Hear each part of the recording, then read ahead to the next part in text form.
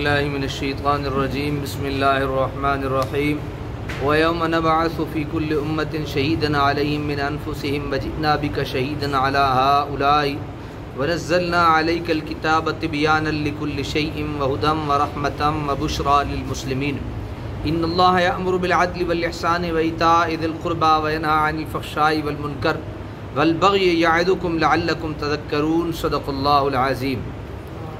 آیت نمبر 88 سے لے کر آیت نمبر 90 تک انشاءاللہ آج ہم سماعت کریں گے سورہ نحل 14واں سپارہ۔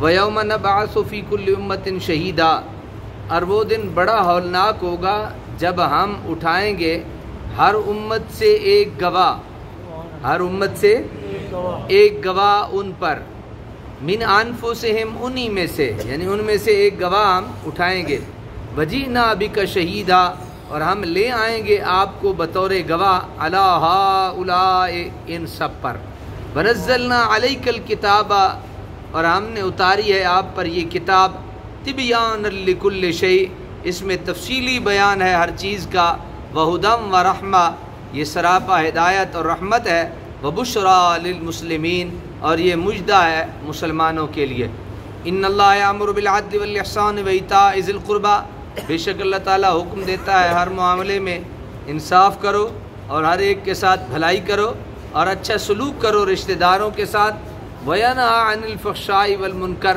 اور منع فرماتا ہے بے حیائی سے، برے کاموں سے، وَالْبَغْيِ، سرکشی سے، يَعِظُكُمْ، اللہ تعالیٰ نصیحت کرتا ہے تمہیں، لَعَلَّكُمْ تَذَكَّرُونَ، تاکہ تم نصیحت قبول کر لو۔ اللہ تعالیٰ نے ہر امت میں ایک گواہ مقرر کیا اور ان سارے گواہوں میں اللہ تعالیٰ نے اپنے نبی محمد الرسول اللہ کو گواہ مقرر کیا، یعنی ہر امت کا ایک گواہ ہوگا اور ان سارے گواہوں پہ آپ کو اور میرا پیارا آقا محمد الرسول اللہ گواہ ہوگا۔ آگے ارشاد فرمایا، وَنَزَّلْنَا عَلَيْكَ الْكِتَابَ، ہم نے اتاری ہے اب پر یہ کتاب۔ اب اس کو تھوڑا سا ذرا سن لیجیے۔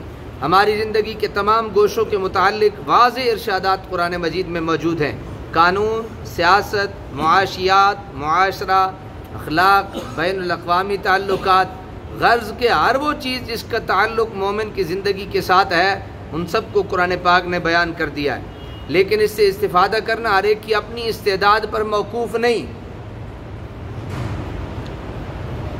حضرت ابن عباس سے تو یہاں تک منقول ہے کہ آپ نے فرمایا کہ اگر میرے اونٹ کی جو عقال ہے، رسی، نکیل گم ہو جائے تو میں اسے بھی کتاب اللہ میں پاتا ہوں۔ سبحان اللہ۔ علامہ ابن کثیر نے حضرت عبداللہ ابن مسعود کا یہ قول نقل کیا ہے کہ ہمارے لیے سارے علوم اور ساری چیزیں اس قرآن میں بیان کر دی گئی ہیں۔